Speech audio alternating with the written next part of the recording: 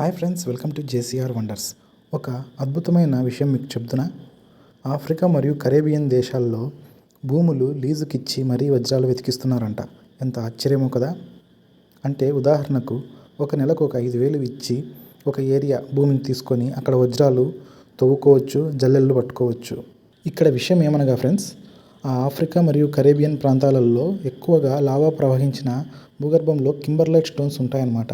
అందుకు వాళ్ళు ఖచ్చితంగా ఇక్కడ వజ్రాలు లభిస్తాయని అదే పనిగా పెట్టుకొని వజ్రాల గనులను ఏర్పాటు చేసి ఒక ఏరియాని ప్రజలకు అప్పచెప్పి ఆ ఏరియాలలో వెతికిన తర్వాత ఏదైనా ముడి వజ్రం లభించిందో ఆ ముడి వజ్రాన్ని అక్కడ వేలంపాటగా వేలం వేసి వాటాల రూపంలో వెతికిన వారికి, భూమి వారికి, ప్రభుత్వానికి ఇంత 3 భాగాలుగా వాటాలు వేసి విభజిస్తారు.